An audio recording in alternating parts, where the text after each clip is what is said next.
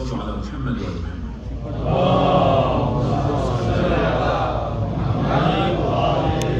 Also, while I'm at this topic of spending, it's vital, slight digression, it's vital, my dear brothers and sisters, we think about what's happening now in Gaza. I have a dear friend who I will talk about on the night of Ashura. He's now in Gaza. He's a doctor from the UK, and you know, he's telling me, he sent me a message today, he's telling me that the Palestinians are being slaughtered and the world is silent. And we've become very used to it, haven't we now? We've become used to it. Yeah, okay, yeah, that's that. Let me just go to work and do my stuff. But what about buying? The least we can do is stop buying these particular products that support this Zionist regime. Don't you think so? We've got to do this, my dear brothers and sisters. This is the least we can do. And you say, how? Well, go out there, ask the community leaders here, ask the scholars, and tell them which particular products do I need to boycott. But this is the least we can do. In front of Allah subhanahu wa ta'ala, you say, look, you got alternatives. If you don't want to buy this particular drink, I've got to buy that particular drink. I've got to buy that particular drink because it's nicer. No, but it's not a necessity.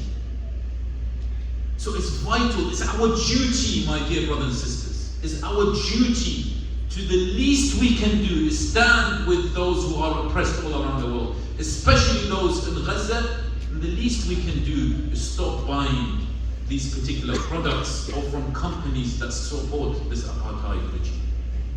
Subhanallah. Now, so we finalized lesson 2 after prayers, which is work to live comfortably, don't work excessively, and spend wisely. Now, we're finishing very soon, just going back to this 29 hours. Remember the 29 hours that was left? Yes? This doesn't include salah and work. So these 29 hours we can spend on many other things. But let me tell you this, my dear brothers. If you want to balance your daily life, the most important thing you must do is have a prioritization list. Have a prioritization list. You know, when you speak to people, they say, where have you been? You say, I'm busy. So what are you busy with? So, well, you know, family, work, etc. And you ask them, is this a priority for you? Yes, family and work is a priority. But for example, other issues that may not be a priority, but you're used to them, so you're doing it. Let me ask you this, that if your boiler breaks at home, are you busy to fix it? Are you busy to fix it? No, you're not busy. You've got to go and fix your boiler if it's winter.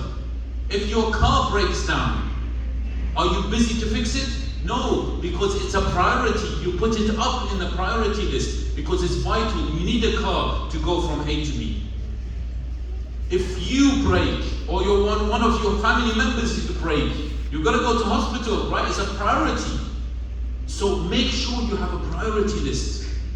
And in this 29 hours or so, right, make sure that you avoid procrastination, especially for our young children, messing around, looking at social media, spending hours and hours and hours on social media. We'll talk more about social media tomorrow, right? And this is a beautiful hadith that says, لا تزول قدما العبد يوم القيامة حتى يسأل عن أربع. Before you enter يوم القيامة, you're going to be asked about 4 things. عن عمره فيما أفناه. What did you do during your life? Remember balancing life? You can answer. If we truly change our daily schedule today, when we asked in Yawm al-Qiyamah, what did you do during your life? This umr, this age of whatever age you died, what did you do? You say, I balanced my life, I made sure that I have spirituality, and the reference points was salah. And then I worked so I can provide, and I did this for the sake of Allah, and I did this, etc. You will be asked about it. وَعَنْ شَبَابِهِ فِيمَا أَبْلَاهُ. And those individuals, what did you do during your youthful days? And a special message to our youngsters. Make sure you don't waste a lot of time. It's okay to spend some time playing. It's okay sometimes to do games or whatever. But it's important that you make sure you have a schedule in your life. Now, moving on. Perhaps part of this 29 hours is family. We didn't mention family. Family are very important. Parenting is one of the most important things. So you spend time with your children, like how Luqman said in Surah Luqman, verse number 13. He said, وَلَقَدْ وَإِذْ قَالَ لُقْمَانُ لِابْنِهِ وَهُوَ يَعِظُهُ. We'll talk about parenting as well, but tomorrow, but in the short time I have, Luqman Salamullahi alayhi, Luqman was a noble individual. He wasn't the prophet, but he was a noble individual. But realize how Quran, the Holy Quran says how he spoke to his child. وَإِذْ قَالَ لُقْمَانُ لِابْنِهِ وَهُوَ يَعِظُهُ. He didn't just sit down with him. Allah subhanahu wa ta'ala didn't say وَإِذْ قَالَ لُقْمَانُ لِابْنِهِ and then continues. He spoke to him, but he gave وَهُوَ يَعِظُهُ means he allowed for that particular environment to be a peaceful environment, to be a loving environment for his son. Not when we come and speak to our children, we go quickly and say, come here, I want to teach you a lesson. No, maybe go out with them, walk, take them for ice cream, go out for a coffee, restaurant, something like this. And let me tell you this, and I need to move on. There was a study recently done, and this is good for all the fathers. Yes, I need all the fathers to listen. Recently a study has shown that the oxytocin hormone, this is the love hormone, of a child increases when a mother gives the child a hug. A hug, gives the child a hug, the oxytocin of the child increases. Now, is it the same for a father? Not really. That's why we're not very good with hugs. So when a father gives a son a hug, yeah, it might be some increase in oxytocin. But do you know what increases the oxytocin of a child in relation to the father? Is one-to-one time. When you take your child out, not with his brother or with his sister, no, one-to-one. You take them out somewhere for a coffee, not coffee, they might go to ice cream, or a restaurant or whatever, and you just talk. Or you play with them. You play with them soccer, you play with them a game, but it's a one-to-one. It's not with the whole family. It's a one-to-one thing. That increases the love of the child towards the father. And the mother, continue with your hugs. And this is Luqman Salamullahi alayhi. He created that environment for his child. And so part of this 29 hours you spend with your child. In addition, seeking knowledge of Allah subhanahu wa ta'ala. The hadith says that from Ahl-e-Bait, it says, when the Prophet says, طَلَبُ الْعِلْمُ فَرِيضَةٌ عَلَى كُلِّ مُؤْمِنٍ وَمُؤْمِنٍ. Seeking knowledge is compulsory on every mu'min and mu'minah. Yes? And so it's vital that we also use that particular. Now, you say, okay, we know all this. We've heard so many lectures about seeking knowledge. How can I seek knowledge? Remember these particular hours that you have extra. Remember, we split this, and I invite you all to go back home today and find out this 24 hours, what do you do with it? And you will, trust me, you will find at least a few hours where it's gone to time wasting. And that is why we spend an average of around 3.5, 4 hours a day just on social media or on the phone. Yes? You will find at least 2 or 3 hours just wasted. What are you going to do with this 2 or 3 hours? If we are a true Husayni. And one of the ways is, of course, seeking knowledge of Allah subhanahu wa ta'ala. There's lots of ways now, and that's why I believe in Yawm al-Qiyamah we have more accountability than our forefathers. Why? Because previously, at the time of Iraq, my father was a politician, he was imprisoned by Saddam.